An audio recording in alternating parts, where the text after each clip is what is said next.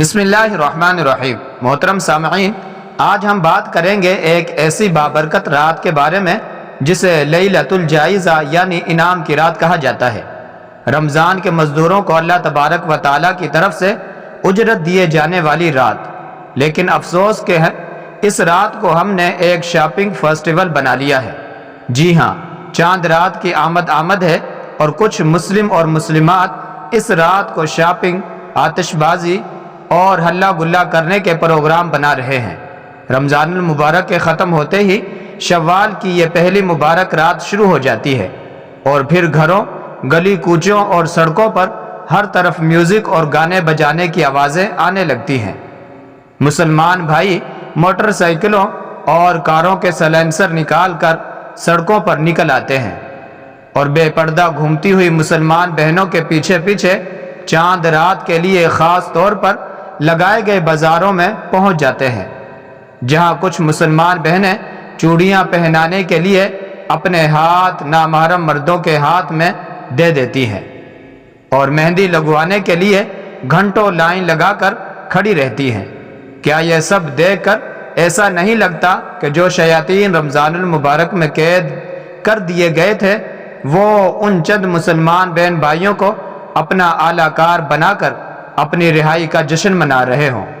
انا للہ و انا الیہ راجعون۔ کیا آپ کو معلوم ہے کہ آقا علیہ الصلوۃ والسلام نے بیعت کے لیے بھی کسی غیر محرم عورت کا ہاتھ نہیں پکڑا، حالانکہ آپ صلی اللہ علیہ وسلم اپنی امت کے لیے بمنزلہ والد کے ہیں؟ کیا آپ کو معلوم ہے کہ خاتون جنت حضرت فاطمہ الزہرا رضی اللہ تعالی عنہا نے عورت کی سب سے بڑی خوبی یہ بتائی ہے کہ نہ وہ کسی غیر محرم کو دیکھے اور نہ کوئی غیر محرم اسے دیکھ پائے۔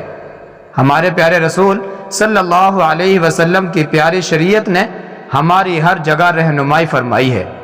آئیے دیکھتے ہیں کہ آقا علیہ الصلوۃ والسلام نے ہمیں چاند رات سے متعلق کون سے مدنی پھول دیے ہیں۔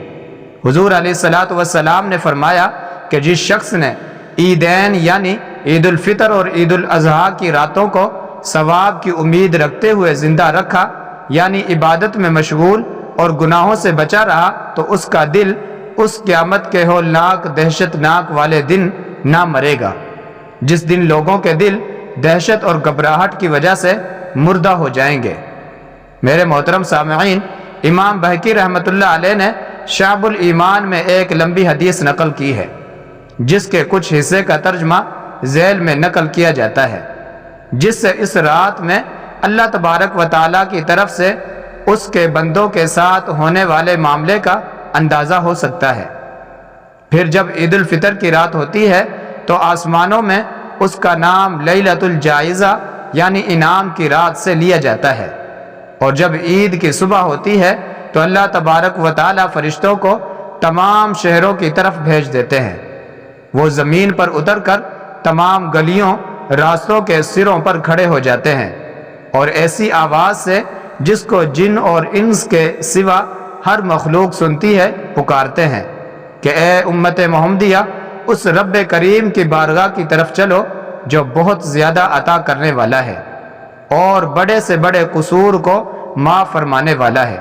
پھر جب لوگ عیدگاہ کی طرف نکلتے ہیں تو حق تعالی شانہ فرشتوں سے دریافت فرماتے ہیں کیا بدلہ ہے اس مزدور کا جو اپنا کام پورا کر چکا ہو؟ وہ عرض کرتے ہیں کہ اے ہمارے معبود و مالک، اس کا بدلہ یہی ہے کہ اس کو اس کی مزدوری پوری ادا کر دی جائے۔ تو اللہ تبارک و تعالیٰ ارشاد فرماتے ہیں کہ فرشتوں، میں تمہیں گواہ بناتا ہوں کہ میں نے ان کو رمضان کے روزوں اور تراویح کے بدلے میں اپنی رضا اور مغفرت عطا کر دی ہے۔ رمضان المبارک میں کیے گئے نیک اعمال کی قبولیت کی علامت میں سے یہ بھی ہے کہ بندے کو رمضان المبارک کے بعد بھی ان اعمال صالحہ کی توفیق حاصل رہتی ہے اور وہ ان اعمال کو ہمیشہ بجا لانے کی کوشش کرتا رہتا ہے۔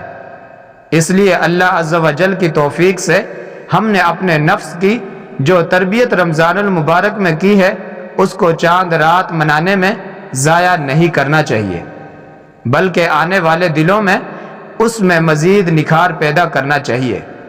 اسی کا نام تزکیہ نفس ہے، اور یہی تزکیہ نفس ولایت کی پہلی سیڑھی ہے جس کی تعلیم کے لیے پیغمبر مبعوث ہوتے رہے ہیں۔